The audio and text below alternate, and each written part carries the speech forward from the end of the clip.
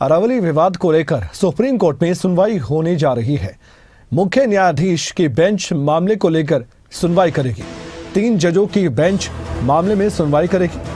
अरावली की परिभाषा बदलने से खनन बढ़ने की आशंका थी और कई पर्यावरण प्रेमी भी एक चिंता जाहिर कर चुके थे और अलग अलग तरह की बातें कही जा रही थी कि इससे आने वाले वक्त में मुसीबतें बढ़ेंगी। दिल्ली वासियों के लिए भी ज़्यादा प्रदूषण की मार उनको झेलनी पड़ेगी, क्योंकि ये पहाड़ बहुत कुछ झेलते हैं और प्राकृतिक तौर पर लोगों की सेहत की फिक्र करते हैं यही पहाड़। हमारे साथ राजा पटेल जुड़ चुके हैं, ये बातचीत करते हैं। राजा, सुप्रीम कोर्ट में सुनवाई है, लेकिन ये भी हम जानते हैं कि केंद्र सरकार की जो सिफारिशें थी, जो केंद्र सरकार ने नियम बनाए थे, उनको लागू करने की अनुमति भी सुप्रीम कोर्ट की तरफ से ही दी गई थी। उसके बाद बहुत विवाद उठा और लोगों ने अलग अलग तरह की बातें कही। सुप्रीम कोर्ट में जो आज याचिका लगाई गई है, उसमें क्या महत्वपूर्ण बातें कही गई हैं जिसके आधार पर सुप्रीम कोर्ट आज सुनवाई कर रहा है?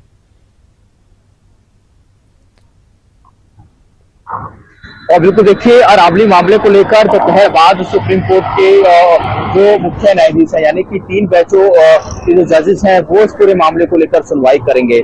अब जो आधार की बात है, क्योंकि सुप्रीम कोर्ट की तरफ से ही परमिशन दी गई थी, अब लोगों की जिस तरीके से विरोध पूरे देश में देखने को मिल रहा है, और सबसे बड़ी बात की विपक्ष के नेता भी इस मुद्दे को काफी जोरों शोरों से अपने अपने राज्यों में उठाते हुए नजर आ रहे हैं। साफ तौर पर जो अब तथ्य रखे गए हैं सुप्रीम कोर्ट के आगे, सबसे बड़ी चुनौती वायु प्रदूषण, क्योंकि अरावली की पहाड़ियों पर अगर खनन होगा, वहां पर छेड़छाड़ होगी, तो वायु प्रदूषण में और ज्यादा बढ़ोतरी देखने को मिलेगी। इससे ज्यादा जो आगे आने वाली पीढ़ी है, जो आगे आने वाले बच्चे हैं, उनको काफी ज्यादा दिक्कतें दिल्ली एनसीआर के साथ साथ जहां जहां अरावली, राजस्थान की हम बात कर ले और अलग अलग राज्यों की बात कर ले, वहां पर देखने को मिल सकती है।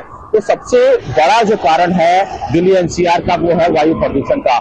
ऐसे में अरावली में घने जंगल की हम बात कर ले और अरावली फरदाबाद के साथ साथ तमाम जो अलग अलग राज्यों को कनेक्ट करता है, काफी हरियाली यहाँ पर देखने को मिलती है। तो तमाम जो अलग अलग तथ्य रखे गए हैं, इस पूरे तथ्यों को विचार करने के बाद 3 जजेस की जो बेंच है, इस पूरे मामले को लेकर सुनवाई करेगी। अब क्योंकि इसको लेकर विपक्ष के नेता भी लगातार केंद्र सरकार पर हमलावर हैं। विपक्ष के नेता साफ तौर पर आरोप लगा रहे हैं कि इससे पहले भी अवैध रूप से अरावली में खनन होता आया है, जिसका नुकसान, जिसका खामियाजा हमारी पीढ़ी भी इस वक्त भुगत रही है।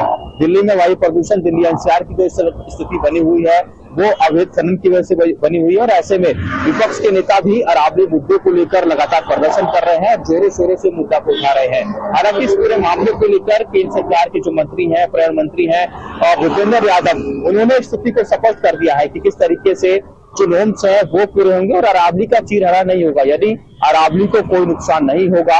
अब इस पूरे मामले को लेकर और पूरे देश की जनता की निगाह सुप्रीम कोर्ट के ऊपर टिकी हुई है, क्योंकि सुप्रीम कोर्ट ने ही परमिशन दी थी। अब क्या कुछ बदलाव इसमें होता है, या फिर जो सुप्रीम कोर्ट ने फैसला सुनाया था, यानी कि जो परमिशन दी थी, उस पर रोक लगती है, ये देखने वाली बात होगी। जी शुक्रिया इस खबर पर।